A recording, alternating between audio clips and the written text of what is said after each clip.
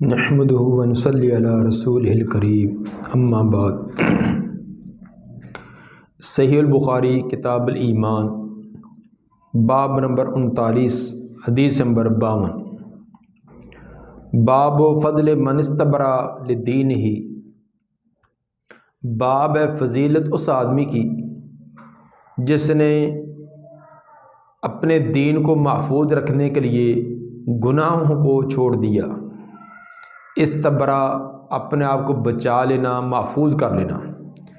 جو اپنے دین کو محفوظ کرنے کے لیے، بچانے کے لیے گناہوں سے اپنے آپ کو بچائے رکھے، اس کی کیا فضیلت ہے، اس کا بیان۔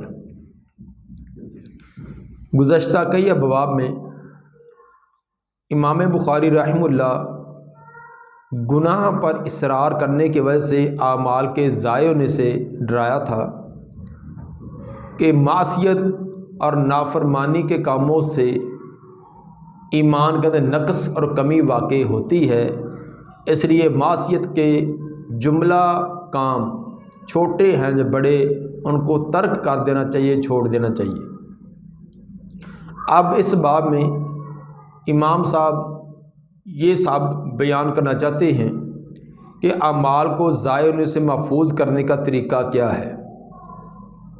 اس کا طریقہ یہ بتلایا کہ تقوی اختیار کیا جائے اور مشتبہات، شبہ والے کام، ان سے بھی بچا جائے۔ تقوی اللہ کا خوف، اس کو اختیار کیا جائے اور شکوک و شبہات والی چیزوں سے بھی بچا جائے۔ گویا کہ تقوی اور مشتبہات سے بچنا یہ ایمان میں سے ہے، اور یہ بات بھی واضح ہے تقوی کا درجہ ایک نہیں ہے، تقوی کے مختلف درجات ہیں۔ اسی طرح مشتبہات سے بچنے والے ان کی درجہ بندی بھی ایک نہیں ہو سکتی۔ تو جب تقوی اور مشتبہات سے بچنا یہ ایمان میں سے ہے اور ان کی درجہ بندی ہے، تو ایمان کی بھی درجہ بندی ثابت ہوئی کہ تمام کا ایمان ایک جیسا نہیں ہوتا۔ قال حدثنا ابو نعیم قال حدثنا زکریا عن عامر قال سمعت النعمان بن بشیر۔ امام بخاری رحمہ اللہ کے شیخ ابو نعیم، جن کا تذکرہ پہلے ہوا ہے، وہ بیان کرتے ہیں زکریا سے۔ زکریا سے مراد زکریا بن ابی زائدہ ہے۔ ابو زائدہ سے مراد خالد بن میمون الاوزاعی ہے، جو کہ زکریا کے والد ہیں۔ عن عامر، وہ عامر سے بیان کرتے ہیں، عامر شعبی مراد ہیں جو مشہور فقیہ ہیں۔ قال سمعت النعمان بن بشیر، میں نے نعمان بن بشیر مشہور صحابی ہیں، ان سے سنا۔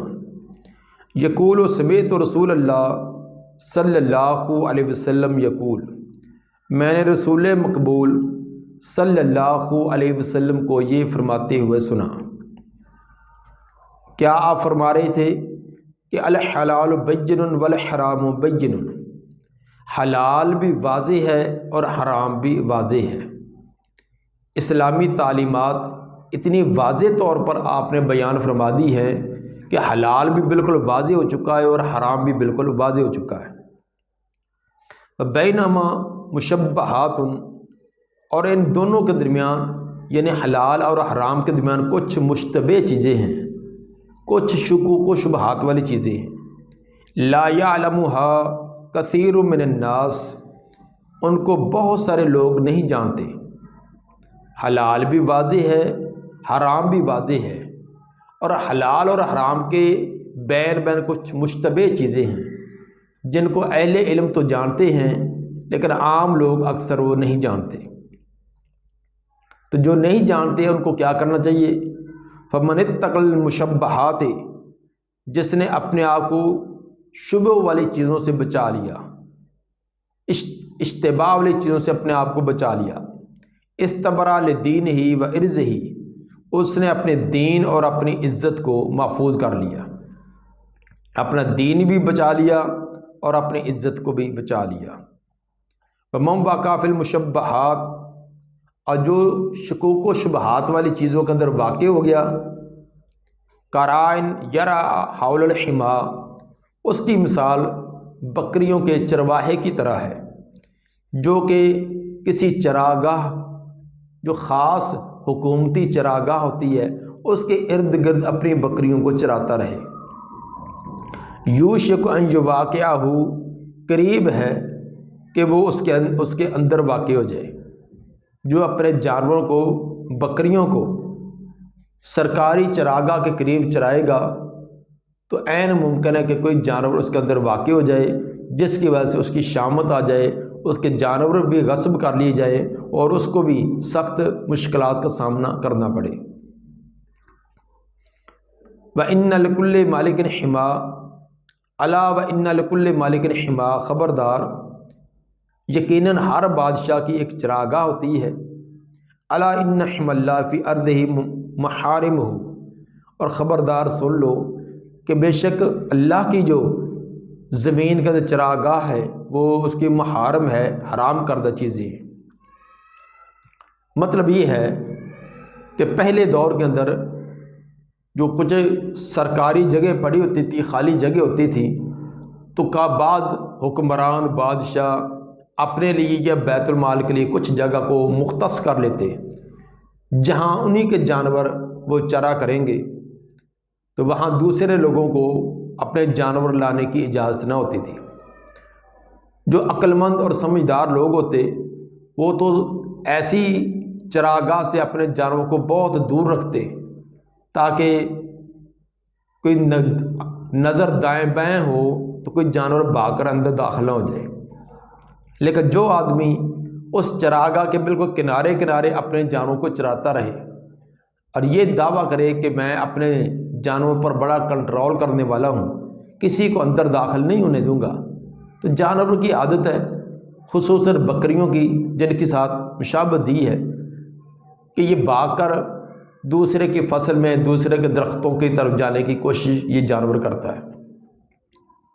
تو اگر یہ ایسی سرکاری جو محفوظ قسم کی چراگاہ ہے اس کے قریب قریب اپنے جانوروں کو رکھے گا تو کوئی جانور اس کے اندر واقع ہو گیا تو یقیناً اس کے جو پہرے دار ہیں اس کے جانوروں کو بھی پکڑیں گے اور اس کو بھی جیل بھیجیں گے، تو اس طرح طرح کی مشکلات کا سامنا کرنا پڑے گا۔ تو سمجھدار آدمی اس سے بہت دور ہی رہتا ہے۔ اسی طرح جو شکوک و شبہات والی چیزیں ہیں اس کے اندر انسان کو پتہ نہیں کہ یہ حلال ہے یہ حرام ہے، تو شکوک و شبہات والی چیز کو چھوڑ دے، جو یقین والی جس کا حلال ہونا واضح اس کو اختیار کر لے۔ تو شبہات میں واقع ہونے کی وجہ سے یہ ایسے ہی کہ جیسے شبہ والی چیزوں کے قریب قریب رہے گا تو عین واقع کو اس کے اندر حرام کے اندر واقع ہو جائے۔ تو یہ ایک تمثیل دے کر ایک عامی انداز میں، ایک سادہ انداز کے اندر سمجھایا گیا کہ جو بالکل واضح چیز ہو، حق بالکل واضح ہے، حلال بہت زیادہ چیزیں ہیں، حلال کی بڑی کثرت ہے، تو ان کو اختیار کریں۔ جو شکوک و شبہات والی چیز ہے وہ ضرور اختیار کرنی ہے، اور اس کے اندر واقع ہونے کے بعد پھر یہ عذر کرے کہ مجھے تو پتہ ہی نہیں چلا، مجھے پتہ ہی نہیں چلا، تو یہ بھی تو اس کا ایک قصور اور کوتاہی ہے کہ اس نے کیوں نہیں معلوم کیا۔ اس کو دین پڑھنا چاہیے تھا، دین کے احکام سے واقفیت کرنی چاہیے تھی۔ پہلا قصور تو اس کا یہ کہ اس نے علم حاصل نہیں کیا، تو جب علم نہیں تھا تو پھر اس کو بچنا چاہیے، پھر کیوں اس کا ارتکاب کیا ہے؟ تو یہ ڈبل جرم کر کے اپنے آپ کو محفوظ کرنے کی کوشش کرے اور اپنے آپ کو بیچارگی اپنی ثابت کر کے بچانے کی کوشش کرے تو یہ بچ نہ سکے گا۔ الا وان فی الجسد مضغۃ، خبردار بے شک جسم کے اندر ایک گوشت کا ٹکڑا ہے، مضغہ گوشت کا ٹکڑا، مراد سے دل ہے۔ خبردار جسم کے اندر ایک گوشت کا ٹکڑا ہوتا ہے، اذا صلحت صلح الجسد کلہ، جب وہ درست ہو تو پورا کا پورا جسم درست رہتا ہے۔ جب دل ٹھیک ہے تو پورا کا پورا جسم جو وہ ٹھیک ہوگا۔ اذا فسدت، جب اس گوشت کے ٹکڑے کے اندر فساد آ جائے یا دل کے اندر بگاڑ اور فساد آ جائے، فسد الجسد کلہ، تو پورے کے پورے جسم کے اندر بگاڑ اور فساد آ جاتا ہے۔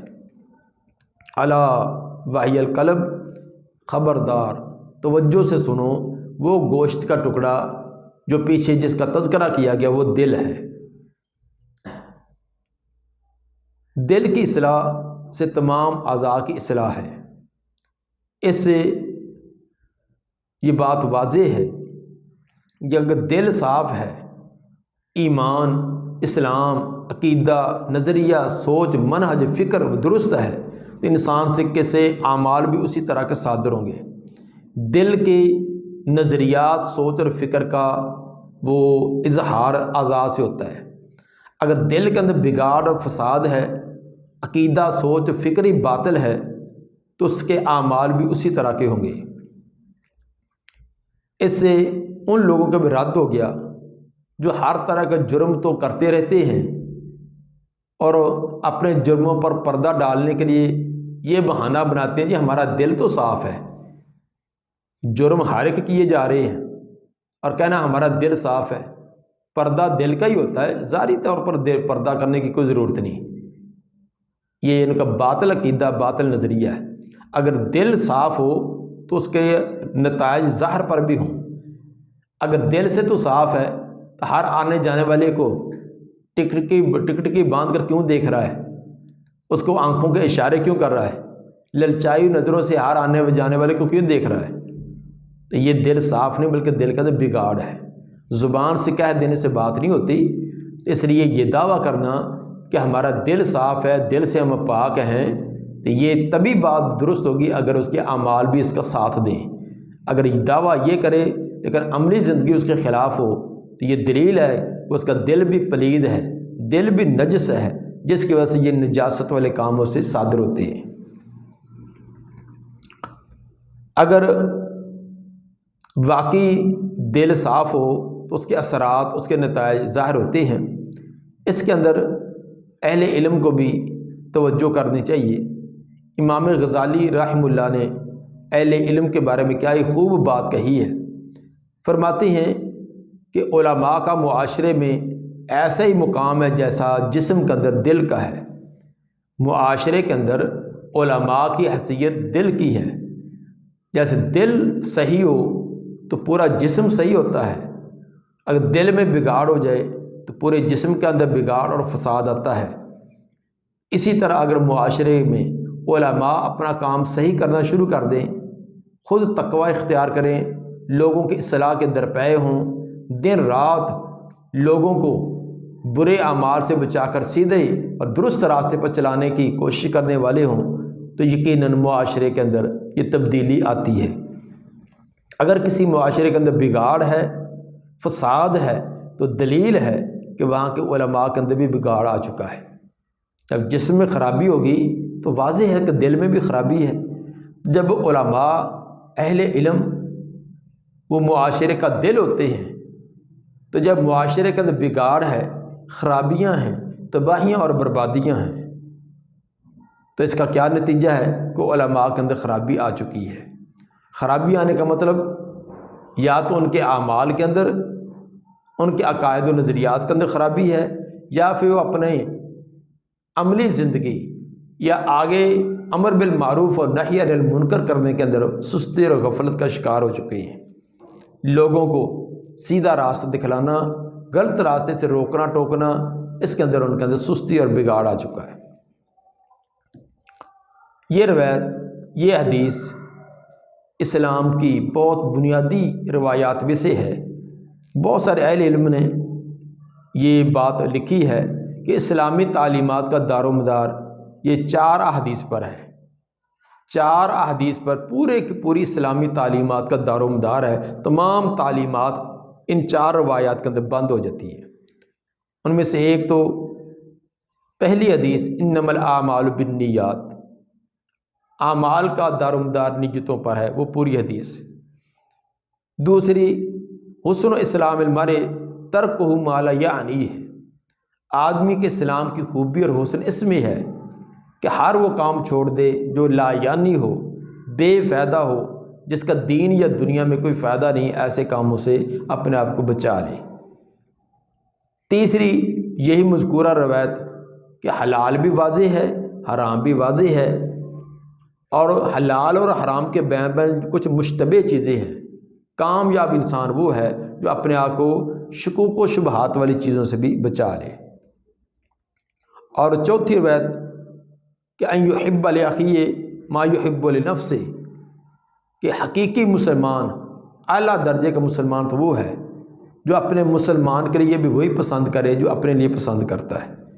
تو یہ 4 روایتیں اور بعد میں پہلی 3 روایتیں، ان کو پوری کی پوری اسلامی تعلیمات کا لب لباب اور ان کا مرکز بیان کیا ہے۔ تو اللہ تعالی ہمیں نبی صلی اللہ علیہ وسلم کی ان تعلیمات پر عمل کرنے کی کما حق و توفیق عطا فرمائے۔ باب نمبر 40، باب اداء الخمس من الایمان۔ باب ہے کہ خمس کی ادائیگی کرنا، مال غنیمت میں سے 5واں حصہ ادا کر دینا، من الایمان، یہ بھی ایمان میں سے ہے۔ اس باب میں امام بخاری رحمہ اللہ یہ ثابت کرنا چاہتے ہیں کہ جو چیزیں ایمان کا جز ہوتی ہیں ان کے لیے لازمی نہیں کہ وہ ہمیشہ ہمیشہ چیزیں پائی جائیں، وہ کبھی الگ بھی ہو سکتی ہیں، اور الگ ہونے سے ایمان کے اندر کوئی نقص نہیں آئے گا، کیونکہ اس میں ایک یہ شبہ آتا تھا کہ جن چیزوں کو ایمان کا جز قرار دیا گیا ہے تو کسی چیز کا جز تو ہمیشہ ساتھ رہتا ہے، جیسے انسان کے اعضاء جو انسان کے جز ہیں تو یہ ہمیشہ انسان کے ساتھ ہیں، الگ نہیں ہو سکتے۔ تو جن چیزوں کو ایمان کا جز کہا گیا ہے تو ان چیزوں کا ہمیشہ پایا جانا لازمی ہے، اگر وہ الگ ہوں گی تو گویا کہ وہ اتنے اجزاء ایمان کے الگ ہو گئے تو ایمان میں نقص آ گیا۔ اس ایک وہم کو امام بخاری رحمہ اللہ دور کرنا چاہتے ہیں کہ ایمان کے کچھ اجزاء وہ ہوتے ہیں جو ہمیشہ اتصال ہے، ہمیشہ ان کا پایا جانا لازمی ہے، لیکن کچھ اجزاء ایسے ہیں کہ جو ایک وقت میں تو اس کا اتصال ہوتا ہے اور کبھی ان کا انفصال بھی ہو جاتا ہے، الگ بھی ہو جاتے ہیں، جس طرح کہ مال غنیمت کو صحیح تقسیم کرنا، اسی طرح مال فے اس میں سے حصہ نکالنا۔ اب مال غنیمت، مال فے یہ ہمیشہ تو نہیں پایا جاتا، جب پایا جائے گا اس کی ٹھیک تقسیم کرنا یہ ایمان کا ایک جز ہے۔ اگر اس کے اندر خیانت کی ہے، کمی بیشی کی ہے تو اس کا معنی کہ ایمان کے اندر کمزوری ہے۔ تو مال غنیمت یہ ہمیشہ نہیں پایا جاتا، جب پایا جائے گا اس وقت ٹھیک ادا کرنا یہ ایمان کا جز ہوگا۔ تو بعض اجزاء ایسے ہوتے ہیں جو جن کا وقت اتصال تو اتصال ہوتا ہے، لیکن بعض اوقات میں بعض وقتوں کے اندر ان کے اندر انفصال بھی ہو جاتا ہے۔ اس باب کے اندر باب اداء الخمس من الایمان، 5واں حصہ ادا کر دینا، خمس ادا کرنا یہ بھی ایمان میں سے ہے۔ قال حدثنا علی بن الجعد قال اخبرنا شعبہ عن ابی جمرہ قال كنت اقعد مع ابن عباس۔ ابو جمرہ نصر بن عمران الزبائی مراد ہیں، وہ فرماتے ہیں کہ كنت اقعد مع ابن عباس، میں ابن عباس رضی اللہ عنہما کے ساتھ بیٹھا کرتا تھا، یجلسنی علی سریرہ، اور وہ مجھے اپنی چارپائی کے اوپر مجھے بٹھاتے تھے۔ یہ ابن عباس رضی اللہ عنہما کے شاگرد، لیکن ان کی عزت احترام کرتے ہوئے ان کو اپنی چارپائی پر بٹھایا کرتے تھے۔ فقال اقم عندی حتی اجعل لک سہما من مالی، ایک دن ابن عباس رضی اللہ عنہما فرمانے لگے کہ بھی آپ میرے پاس ٹھہریں، میں یہاں تک کہ کر دوں گا آپ کے لیے ایک حصہ اپنے مال کا، آپ میرے پاس ٹھہریں تو میں اپنی مال، اپنی کمائی کا کچھ حصہ آپ کو دینا چاہتا ہوں۔ فَأَقَمْتُ مَعَهُ شَهْرَيْنِ، چنانچہ میں ان کے پاس 2 مہینے تک ٹھہرا، علم حاصل کرنے، ان کی خدمت کرنے کے لیے 2 ماہ ان کے پاس ٹھہرا۔ یہ مال کو تقسیم کر دینے کی وجہ اور علت کیا تھی کہ آپ میرے پاس ٹھہریں کہ میں اپنی جائیداد اور اپنے مال کا کچھ حصہ آپ کو دے دوں؟ بعض نے تو اس کی توجیہ یہ بیان کی ہے کہ ابو جمرہ جو ہیں یہ فارسی زبان کے ماہر تھے، جبکہ ابن عباس رضی اللہ عنہما وہ فارسی زبان اتنی نہیں جانتے تھے، تو انہوں نے ان کو اپنے پاس رکھا تاکہ ان کا ترجمہ کیا کریں، جو لوگ عربی نہیں جانتے ان کو ٹرانسلیشن کر کے ان کے زبان کے اندر سمجھایا کریں۔ تو چونکہ ابو جمرہ جو ہے وہ عربی کے ساتھ ساتھ فارسی زبان کے بھی ماہر تھے، اس لیے ابن عباس رضی اللہ عنہما اپنے اس شاگرد سے بڑی محبت کرتے اور اپنے مال کا ایک حصہ تقسیم کر کے ان کو دے دیا تاکہ یہ دین کا کام میرے ساتھ کرتے رہیں، اور باقی ان کی جو ضروریات زندگی ہیں، کھانے پینے کی جو ضروریات ہیں جن کی طرف وہ کاروبار کے لیے نہیں جا سکتے، وہ میرے اس مال سے پوری کرتے رہیں۔ بعد نے یہ بھی توجیہ بیان کی ہے کہ آگے کتاب الحج حدیث نمبر 1567 کے اندر بھی ایک واقعہ آ رہا ہے کہ ابن عباس رضی اللہ عنہما نے یہ جب بیان کیا کہ حج کے ایام کا اندر عمرہ کرنا درست ہے، کیونکہ بعض لوگوں کا نظریہ یہ تھا کہ حج کے ایام میں عمرہ درست نہیں، تو جب انہوں نے نبی کا یہ فرمان سنایا اور نبی سے یہ ثابت ہے کہ حج کے ایام کا اندر عمرہ کیا جا سکتا ہے، تو ابو جمرہ فرماتے ہیں کہ میں نے خواب میں دیکھا، میں حج کے ایام کے اندر ہی عمرے کا میں نے ارادہ کیا تھا، میں نے عمرہ کیا تو حرم کے اندر میں سویا ہوا تھا، تو میں نے خواب کے اندر کسی کہنے والے کو یہ سنا کہ آپ کا حج اور عمرہ مقبول ہے، آپ کا حج اور عمرہ قبول ہے۔ یہ خواب ابن عباس رضی اللہ عنہما کو سنایا تو ان کو اس بات پر بڑی خوشی ہوئی کہ ان کے خواب کے ساتھ بھی جو نبی کا فرمان تھا وہ اسی طرح ہی اسی کے مطابق خواب ہے، یہ ثابت ہو گیا کہ واقعی حج کے ایام کے اندر عمرہ یہ درست ہے۔ یہ بھی اس کی وجہ ہو سکتی ہے رضامندی کی۔ فرماتے ہیں کہ ثم قال، جب میں ان کے پاس کچھ عرصہ ٹھہرا تو مجھے کئی قسم کی روایات اور احادیث سناتے رہے۔ ایک دن انہوں نے فرمایا ان وفد عبد القیس، بے شک عبد القیس کا وفد، لما آتوا النبی صلی اللہ علیہ وسلم، جب نبی صلی اللہ علیہ وسلم کے پاس آئے۔ وفد عبد القیس، یہ حدیث وفد عبد القیس والی امام بخاری کئی مرتبہ لائے ہیں، تقریباً 11 مرتبہ یہ صحیح بخاری کے اندر لائے اور 11 قسم کی تبویب قائم کی ہے۔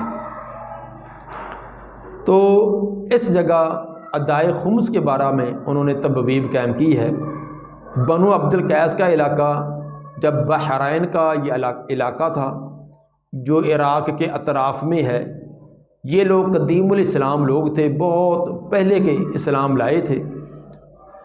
سب سے پہلے مدینہ کے بعد سب سے پہلے جو جمعے کا اہتمام کیا گیا ہے وہ جواسہ بستی کے اندر کیا گیا ہے، اور یہ جواسہ بستی یہ انہی کے علاقہ میں تھی، جیسا کہ صحیح بخاری کی حدیث نمبر 892 کے اندر اس کا تذکرہ آگے آئے گا۔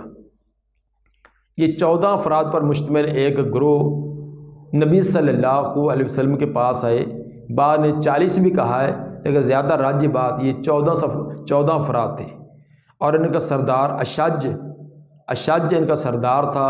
اس کی قیادت کے اندر یہ آپ کی خدمت میں آئے، کچھ ایام آپ کے پاس رہے، دین سیکھ کر پھر واپس گئے تھے، یہ وہی اسی کا تذکرہ کیا جا رہا ہے۔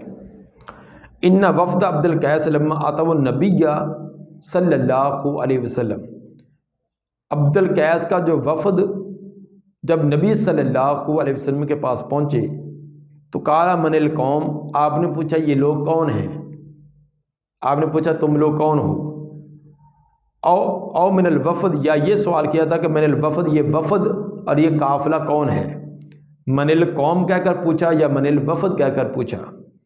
قالوا ربیہ، انہوں نے کہا کہ ہم ربیہ سے ہیں۔ ربیہ تو یہ خبر ہے مبتدا محذوف کی، نحن ربیہ، ہم ربیہ قبیلے سے ہیں۔ قال مرحبا بالقوم او بالوفد، آپ نے فرمایا مبارک ہو قوم کو یا وفد کو، اس آنے والی قوم یا وفد کو مبارک ہو۔ مرحبا آنے والے مہمانوں کو کہنا یہ مسنون ہے، مرحبا کا معنی آپ ہر غم ہر پریشانی سے محفوظ، یہاں آپ کو کوئی غم اور پریشانی نہ ہوگی۔ اسی کے آگے وضاحت کی غیر خزایا ولا ندامہ، نہ کسی قسم کی یہاں رسوائی ہوگی نہ کوئی ذلت ہوگی۔ خزایا خزیان کی جمع، کسی قسم کی پریشانی نہیں ہوگی، ندامہ، نادم کی جمع شرمندگی، کوئی پریشانی کوئی شرمندگی یہاں نہیں ہوگی، آپ ایسے سمجھے کہ جیسے اپنے گھر میں آ چکے ہیں۔ فقالوا یا رسول اللہ، آنے والوں نے عرض کیا اللہ کے رسول، انا لا نستطیع ان ناتیک الا فی الشہر الحرام، بے شک ہم نہیں طاقت رکھتے کہ آپ کے پاس آ سکیں مگر حرمت والے مہینہ میں، حرمت والے مہینے کے اندر ہم آپ کے پاس آ سکتے ہیں، اس سے پہلے نہیں آ سکتے۔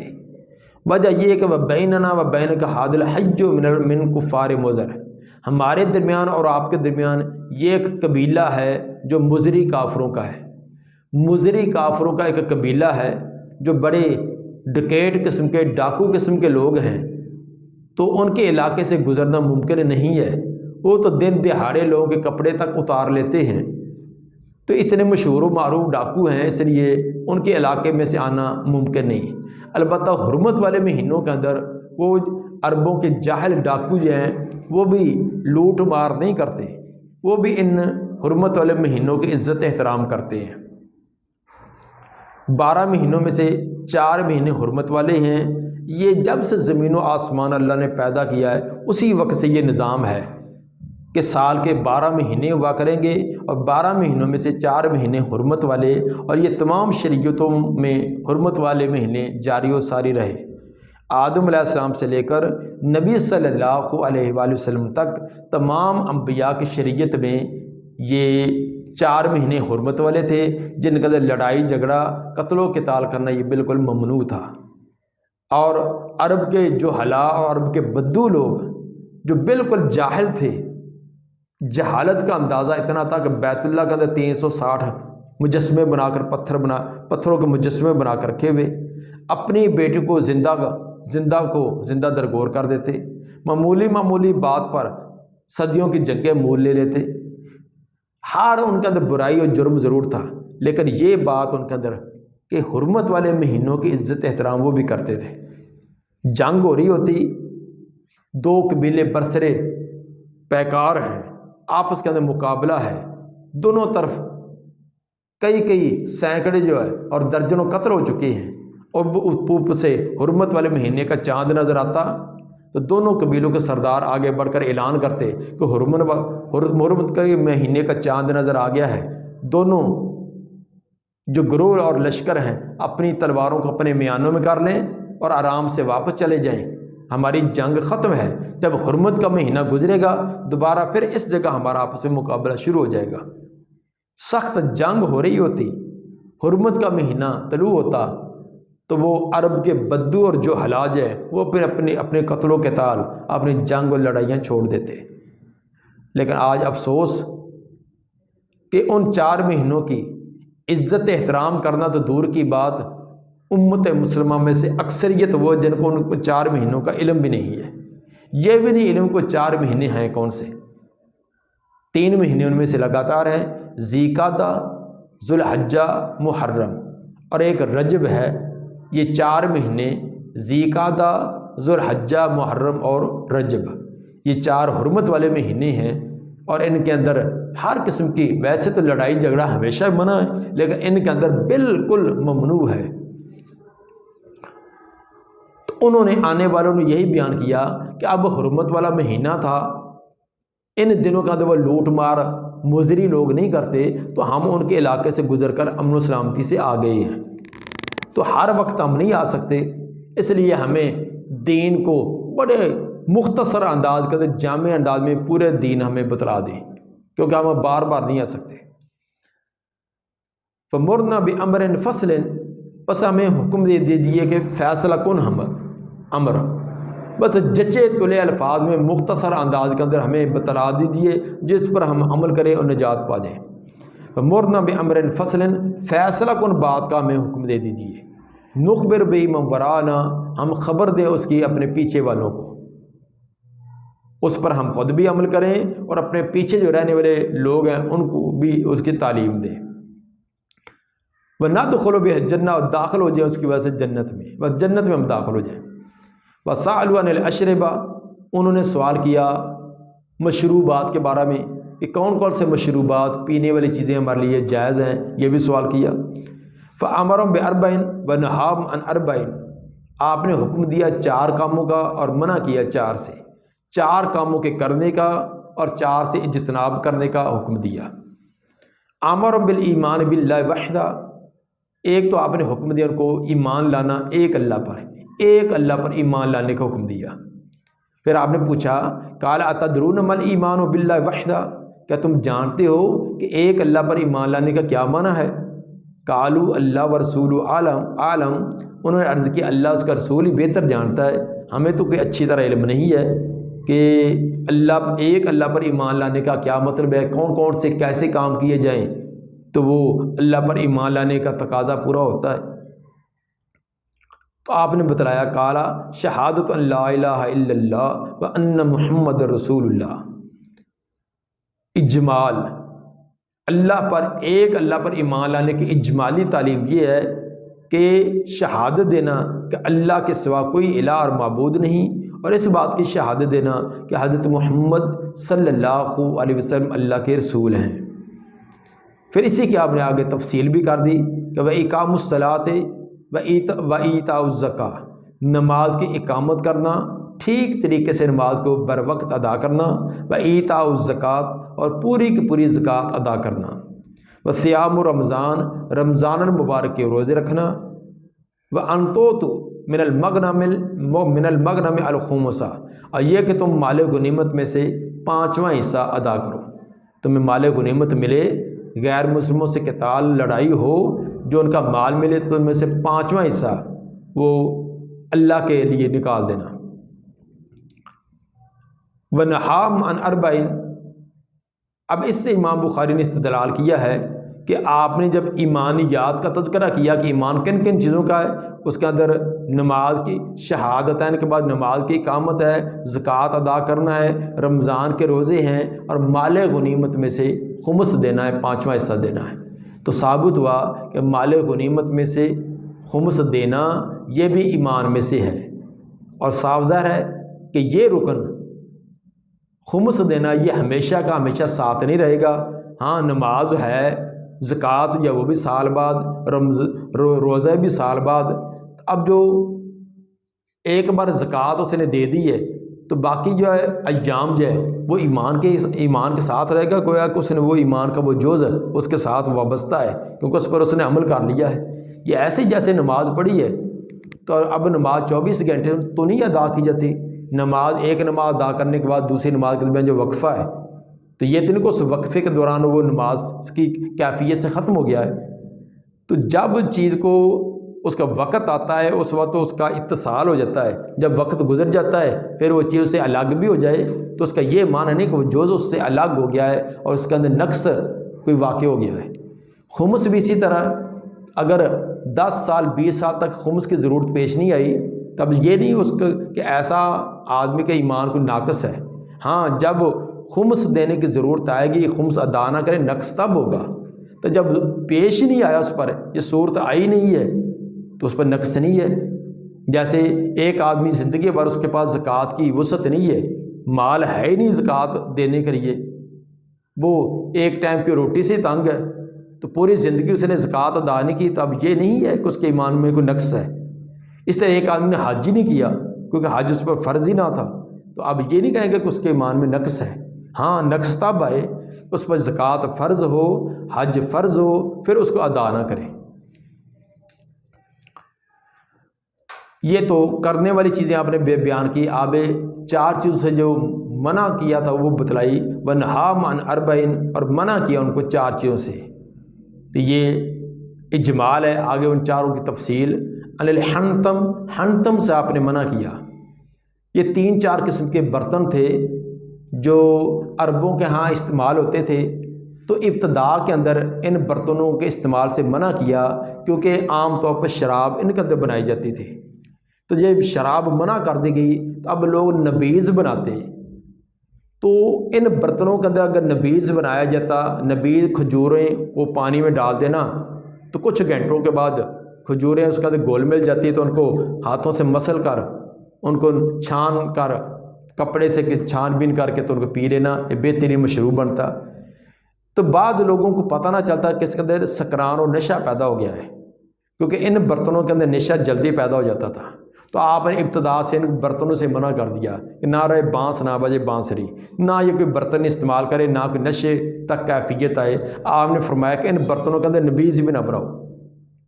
جب لوگوں کو ان چیزوں کے احکام کا اچھی طرح علم ہو گیا، نشے والی کون سی کیفیت ہوتی ہے، غیر نشے والی کون سی ہوتی ہے، تمام جانچ پڑتال ہوگی، پھر بعد میں آپ نے اس کی اجازت دے دی تھی، جس طرح کہ صحیح مسلم کے حدیث نمبر 5207 میں اس کی وضاحت بھی ہے۔ منع کیا ان الحنتم، ہنتم سے، ہنتم بڑے مٹکوں کو کہتے ہیں۔ اس وقت یہ مٹکے سبز رنگ کا اس کے اوپر رنگ کیا ہوتا تھا، سرخ یا سبز رنگ کا، جس طرح آج کل یہ گرمی کے موسم کے اندر ریڑھیوں والے یہ فالودہ وغیرہ بیچنے والے انہوں نے بڑے بڑے مٹکے رکھے تھے جس کے اوپر روغن کیا ہوتا ہے، تو وہ روغن ایک تو خوبصورتی بھی ہوتا ہے، دوسرا اس کے اندر ڈالا ہوا پانی اس کو باہر کی ہوا کے اثرات جلدی نہیں ہوتے، جس کی وجہ سے ٹھنڈا پانی دیر تک ٹھنڈا رہتا ہے۔ وہ دبا کدو کو کہتے ہیں۔ کدو جب اپنے بیل کے ساتھ کھڑا رہے اور خشک ہو جائے، وہیں توڑا نہ جائے، تو اس کا اوپر والا چھلکا بڑا سخت اور مضبوط ہو جاتا ہے، تو اسی کدو کو خاص طریقے سے اس کو کاٹ لیا جاتا، کاٹنے کے بعد کچھ اوپر والا حصہ الگ کر دیا جاتا، باقی ایک برتن کے طور پر وہ استعمال کیا جاتا۔ وہ نکیر درخت کا کوئی تنا لے کر اس کو خاص سٹائل سے کاٹ کر اس کے اندر سے کرید لینا، کھرچ دینا، اور ایک برتن نما بن جاتا، یعنی لکڑی کو کرید کر کھرچ کر اس کا ایک برتن بنانا۔ والمزفت، اور مزفت تارکول، لوگ تارکول لگا ہوا برتن، یہ بھی عربوں کا ایک طریقہ تھا کہ کچا برتن جب بناتے تو آگ میں پکانے سے پہلے اس کے اوپر تارکول کی لیپ کر دیتے، اچھی طرح 2-3 مرتبہ لیپ کرنے کے بعد جب آگ میں پکاتے تو وہ بڑا ایک سخت قسم کا مواد سا بن کر اس کے اوپر جم جاتا۔ نتیجہ اس کا یہ ہوتا، اب اس برتن کے اندر کوئی چیز گرم ڈالی تو دیر تک گرم رہتی، ٹھنڈی ڈالی تو دیر تک ٹھنڈی رہتی، کیونکہ باہر کی ہوا کے اثرات اس پر زیادہ اثر انداز نہ ہوتے۔ یہ آج کے جو پانی کے کولر ہیں یا چائے کے لیے تھرماس ہیں، یہ اسی کے جدید قسم ہے۔ تو اس دور میں یہ چیزیں نہیں تھی، تو انہوں نے طریقے یہ تھے کہ اس کے اوپر کسی مادے کی تہ چڑھا دیتے تھے، تو اس تہ چڑھنے کی وجہ سے باہر کی آب و ہوا کے اثرات اندر کم جاتے، جس کی وجہ سے اندر ٹھنڈی چیز ڈالی ہوئی دیر تک ٹھنڈی رہتی تھی۔ مزفت کا معنی آپ کریں گے تار کو لگا ہوا برتن۔ وربما قال المقیر، کبھی کبھی مقیر کا لفظ بھی راوی نے بیان کیا ہے۔ مزفت اور مقیر کا ایک ہی معنی تار کو لگا ہوا برتن۔ وقال احفظوہن، آپ نے فرمایا کہ ان چیزوں کو یاد کر لو جو میں نے آپ کو بتلائی ہیں کہ فلاں فلاں کام کرنے اور فلاں فلاں سے اجتناب کرنا، ان کو خود بھی یاد کرو۔ وَأَخْبِرُوا بِهِنَّ مَنْ وَرَاءَكُمْ، اور ان کی خبر دو اپنے پیچھے والوں کو دوسروں کو جا کر ان کی خبر دو۔ ثابت ہوا کہ جس طرح خود تعلیم کو حاصل کرنا لازمی ہے، عمل کرنا لازمی ہے، اسی طرح اس کا آگے ابلاغ کرنا بھی ضروری ہے۔ جو چیز آپ کو پہنچی ہے اس کو آگے پہنچا دیں۔ اللہ تعالیٰ سے دعا ہے کہ ہمیں نبی صلی اللہ علیہ وسلم کے فرامین کو صحیح کما حق کو سمجھ کر عمل کرنے کی اور آگے ابلاغ کرنے کی توفیق عطا فرمائے۔